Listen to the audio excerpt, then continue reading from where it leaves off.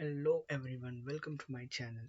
तो आज के लेक्चर में हम डिस्कस करेंगे, रिवीजन करेंगे स्टैंडर्ड्स ऑफ ऑडिटिंग 230 जो अपना सीए इंटर ऑडिटिंग का सिलेबस में है ना। ये चैप्टर 3 में कवर्ड है।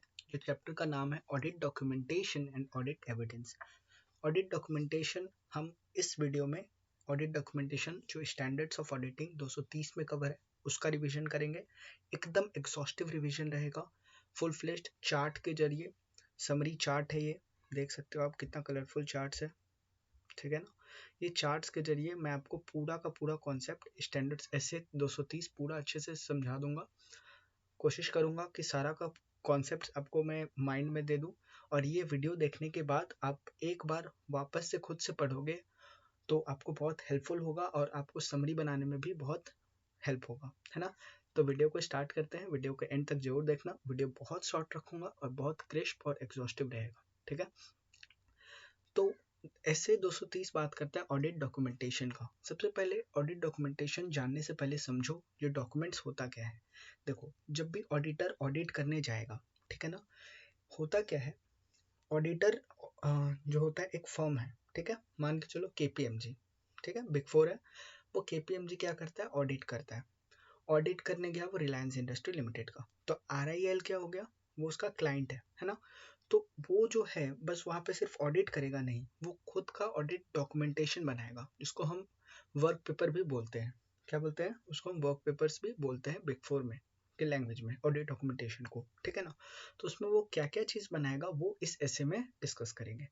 तो सबसे पहले एक बार ब्रीफ देखते हैं जो इसमें क्या क्या पढ़ने वाले हैं हम लोग ऑडिट डॉक्यूमेंटेशन में। प्रॉपर्टी ऑफ द ऑडिटर हमेशा याद रखना। बुक्स ऑफ अकाउंट बनाएगा कौन, क्लाइंट बनाएगा, मतलब रिलायंस इंडस्ट्री लिमिटेड का अकाउंटेंट। लेकिन ऑडिटर का रिस्पॉन्सिबिलिटी क्या है, वो क्या बनाएगा, ऑडिट डॉक्यूमेंटेशन जो वर्क पेपर बनाएगा। वो प्रॉपर्टी किसका रहेगा, ऑडिटर का, ठीक है। वो दो चीज रहेगा, एक ऑडिट फाइल और एक कंप्लीशन मेमोरेंडम, ठीक है। अब देखो, ऑडिट डॉक्यूमेंटेशन का डेफिनेशन समझते हैं। ऐसे 230 बात करता है ऑडिट डॉक्यूमेंटेशन का, जो डील करता है ऑडिटर्स रिस्पॉन्सिबिलिटी। क्या चीज डील करता है, ऑडिटर्स का responsibility to prepare audit documentation. वो ऑडिट डॉक्यूमेंटेशन को प्रिपेयर करेगा for an audit of financial statements. देखो हमेशा याद रखना, वो ऑडिट करेगा, ऑडिट मतलब वो व्यू करेगा, उसमें वो अपना ओपिनियन देगा। कभी भी वो खुद से फाइनेंशियल स्टेटमेंट नहीं बनाता ऑडिटर। काम वो क्लाइंट का खुद का है, वो अपना फाइनेंशियल स्टेटमेंट बना के रखा है, बस मुझे क्या करना, ऑडिटर को एज ऑडिटर उसको बस व्यू करना है और अपने ओपिनियन देना है, ठीक है। तो ऑडिट डॉक्यूमेंटेशन करेगा, ठीक है। For an audit of financial statements, it is to be adopted as necessary in the circumstances when applied to auditors of other historical financial information. कोई भी पुराना फाइनेंशियल इंफॉर्मेशन जो भी उसको कलेक्ट कर रहा है वो सब चीज को वो डॉक्यूमेंट रखेगा, डॉक्यूमेंटेशन करेगा। लॉज और रेगुलेशंस में establish additional documentation requirements. Laws और रेगुलेशंस भी बता सकता है, जो आपको एडिशनल रिक्वायरमेंट्स फॉलो करना है तो उसको भी डॉक्यूमेंट करेगा, ठीक है ना। देखो, तो पर्पस ऑफ ऑडिट डॉक्यूमेंटेशन, अब ये ऑडिट डॉक्यूमेंटेशन करने का मेन पर्पस क्या है ये समझ लेते हैं। देखो, इसका बहुत सारा पर्पस हो सकता है, मैं इसको इतना ज़्यादा पॉइंट है जो आपको मैं डिस्क्राइब नहीं कर सकता हूँ। आपके मन में जो जो पर्पस आ रहा है वो पर्पस हो सकता है। तो इसमें कुछ कुछ पॉइंट्स मैं कवर करने जा रहा हूँ। Assisting the engagement team to plan and perform the audit. Engagement team कौन होता है, जो मान के चलो हम फर्म है, ठीक है। एंगेजमेंट टीम पार्टनर लेवल का इंसान, वो क्या करेगा, वो जो ऑडिट डॉक्यूमेंटेशन जो ऑडिटर ऑडिट करके आया, वो डॉक्यूमेंटेशन उसका डॉक्यूमेंट किया, उसको वो चेक करेगा, उसको क्या करेगा, एसेस करेगा, कौन, एंगेजमेंट टीम, और उसको प्लान करेगा और परफॉर्म करेगा ऑडिट के दौरान। Assisting engagement team to direct and supervise the audit work. वो उसको देखकर, डॉक्यूमेंटेशन को देखकर डायरेक्ट और सुपरवाइज कर सकता है ऑडिट का वर्क को।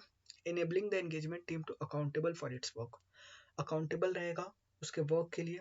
Retaining a record of matters of continuing significance of future audits, ये तो आपको समझ में आ ही गया।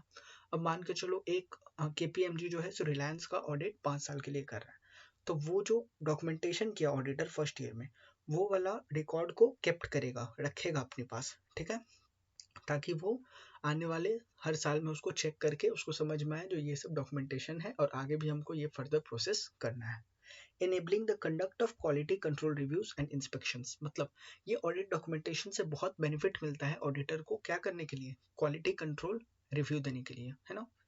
SQC 1 देने के लिए, एंड इंस्पेक्शन उसको इंस्पेक्ट करने के लिए, enabling the conduct of external inspections, और एक्सटर्नल इंस्पेक्शंस करने के लिए भी मतलब मान के चलो बाहर से उसमें डॉक्यूमेंट वो किया हुआ है और बाहर का भी इंफॉर्मेशन लेकर रखा है, कहाँ से परचेस हुआ है, कहाँ से सेल्स हुआ है, तो उसको जब वो वापस से ऑडिट करने जाएगा तब उसको ये सब चीज़ बेनिफिट देने वाला है, ठीक है।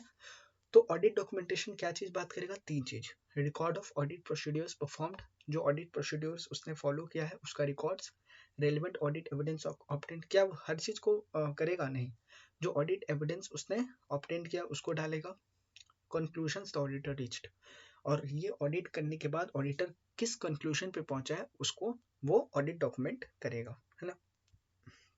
अब देखो एग्जाम्पल्स ऑफ ऑडिट डॉक्यूमेंटेशन, इसमें भी बहुत कुछ हो सकता है, पर ICAI बोलता है ऑडिट प्रोग्राम इसमें क्या क्या होगा, ऑडिट डॉक्यूमेंटेशन में क्या क्या एग्जाम्पल्स हो सकता है, चेकलिस्ट हो सकता है, इश्यूज मेमोरेंडम मतलब MOA AOA हो सकता है, ठीक है ना। फिर letter of confirmation and letter of representation, confirmation representation क्या चीज़ का, मान के चलो जो अपना क्लाइंट है वो कहाँ से कितना परचेस ऑर्डर ला रहा है, कितना वो सब चीज़ उसका रिस्पॉन्सिबिलिटी, मतलब वो कहाँ का हर एक डिटेल डाल सकता है।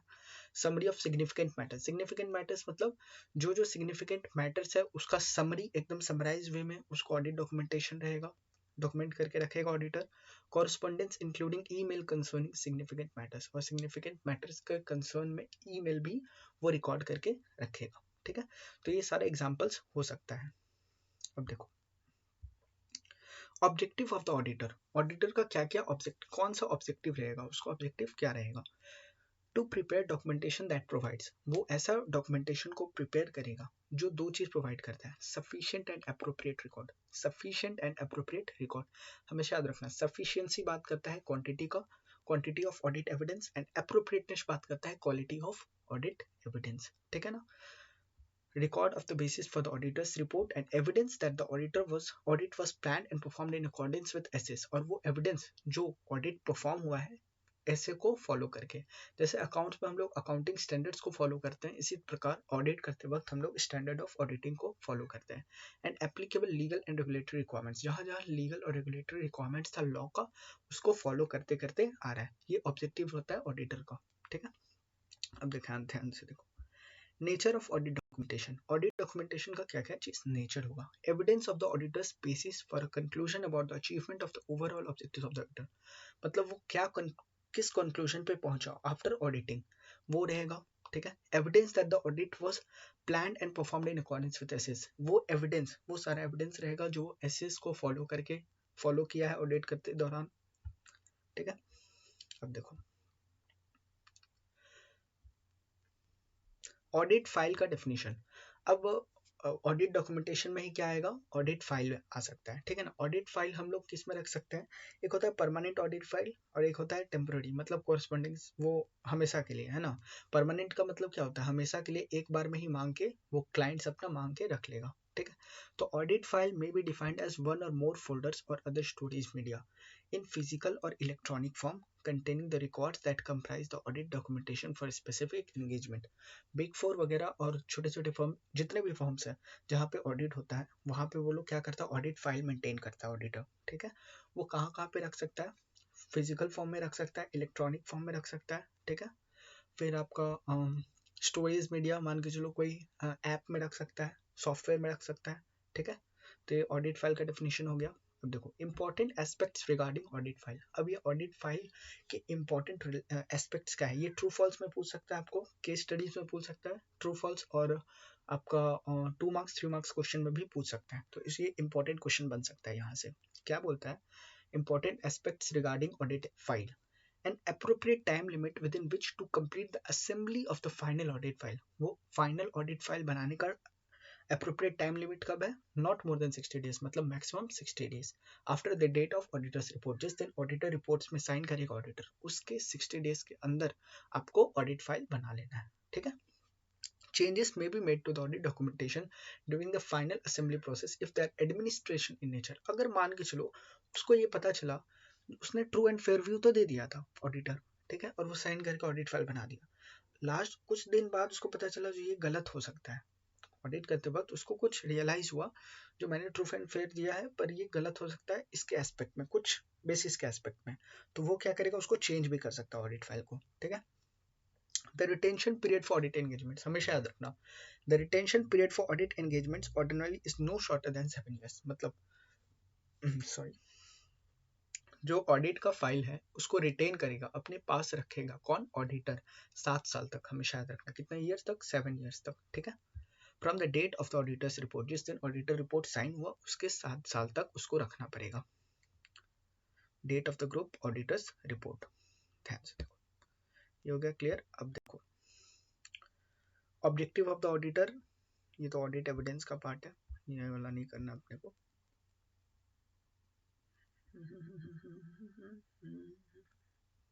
देखो completion memorandum audit documentation summary.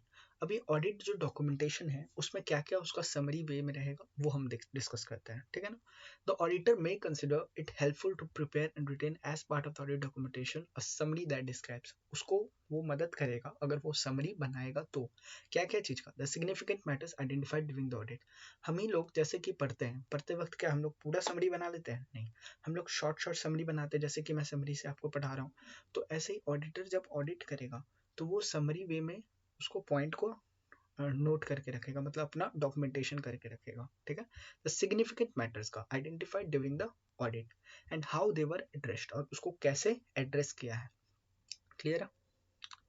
Such a summary may facilitate effective and efficient review and inspection of the audit documentation। ये जो summary है वो क्या चीज के लिए हेल्पफुल होगा, इफेक्टिव रिव्यू और इंस्पेक्शन के लिए, ठीक है। Further, the preparation of such summary may assist auditors consideration of the significant matters। ये जो prepare करेगा summary, इससे क्या करेगा, auditors को assist करता है significant matters को समझने के लिए।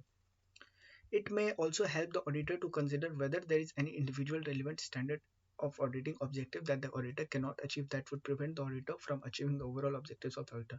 और उस summary में वो भी हो सकता है जो वो कौन सा चीज को वो ऑडिट नहीं कर पाया, उसको डॉक्यूमेंट नहीं कर पाया, ये सारा चीज भी हो सकता है। देखो ध्यान से, ऑडिट डॉक्यूमेंट करने का और एक दो तीन चीज मोटिव हो सकता है।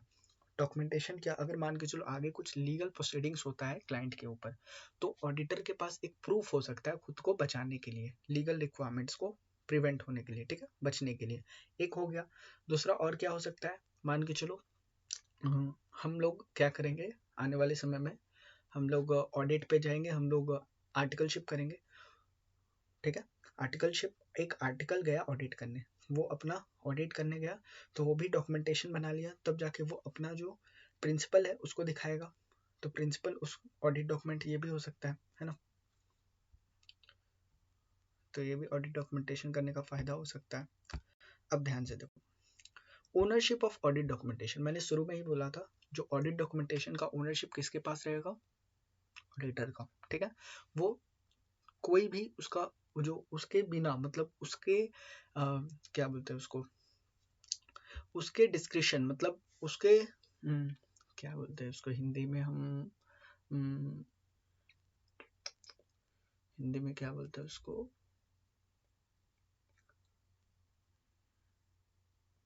डिस्क्रिप्शन को हिंदी में देखो, standards on quality control SQC1 provides that audit documentation is the property of the auditor. Ownership of audit documentation किसका, ऑडिटर किसका ओनरशिप रहेगा, हमेशा ऑडिटर का, ठीक है।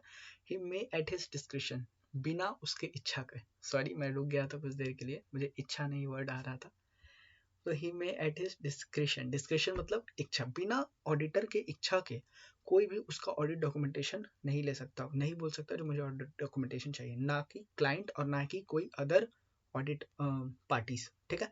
मान के चलो रिलायंस इंडस्ट्रियल लिमिटेड का दो ऑडिट करता है, दो फॉर्म करता है, मैं गया ऑडिट KPMG से गया, मैंने अपना ऑडिट डॉक्यूमेंटेशन बनाया, और दूसरा मान के चलो EY का ऑडिटर, वो मुझसे क्या मांग सकता है, ऑडिट डॉक्यूमेंटेशन, बिल्कुल नहीं, मैं उसको बिना मेरे इच्छा के वो नहीं ले सकता मेरे से, ठीक है।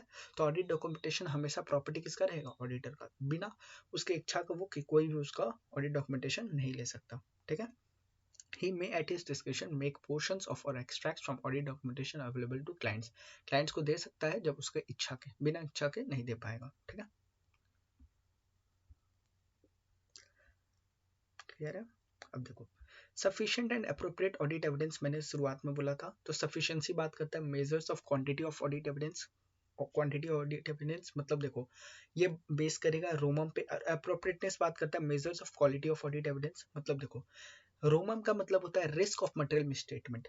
जितना रिस्क ज़्यादा रहेगा कोई चीज़ पे तो वो ज़्यादा एविडेंस लेगा, ऑडिट एविडेंस लेगा। जितना रिस्क कम रहेगा कंपनी का उतना ऑडिट एविडेंस कम लेना चाहेगा। अब मान के चलो एग्जांपल पे लेके रखते हैं हम। एग्जांपल एक टाटा, ठीक है, रतन टाटा का कंपनी, और एक है रिलायंस इंडस्ट्री लिमिटेड का कंपनी। तो दोनों में से टाटा का कंपनी तो हम लोग को नाम से ही रतन टाटा का चेहरा सामने आ जाता है, तो उसको हम लोग को लगेगा जो हाँ ये तो सारा कॉम्प्लायंस को फॉलो किया होगा। लेकिन जब रिलायंस इंडस्ट्री लिमिटेड का बात आता है तब अपना मुकेश अंबानी दिमाग में आता है। ये तो सब चीज़ टैक्स में जितना भी अमेंडमेंट आता है सब चीज़ इसके वजह से आता है, तो ये पक्का कुछ लोची किया होगा, गोची किया होगा, ठीक है। तो उस केस में हम लोग क्या करेंगे, ज़्यादा से ज़्यादा एविडेंस हम लोग निकालेंगे। रिस्क ऑफ मटेरियल मिसस्टेटमेंट ज़्यादा है, और टाटा के केस में क्या है, रोमम कम है, तो उसमें हम लोग ऑडिट एविडेंस कम लेते हैं, ठीक है। तो वही चीज़ दिया हुआ है, factors affecting auditor's judgment as to sufficiency of audit evidence, materiality, risk of material misstatement that is ROMM, and size and characteristics of the population. Clear है। ये पूरा एक्सॉस्टिव कवरेज था अपना स्टैंडर्ड्स ऑफ ऑडिटिंग 230 का, और ये revision series में continue रखूँगा। आगे बहुत सारा और ये स्टैंडर्ड्स पे मैं वीडियो डालूंगा। अगर आपको वीडियो पसंद आएगा तो वीडियो जरूर लाइक करें और अपना व्यू जरूर कमेंट सेक्शन में बताएं। चैनल पे नए हो तो सब्सक्राइब जरूर कर लो और दोस्तों को भी शेयर करना। Thank you.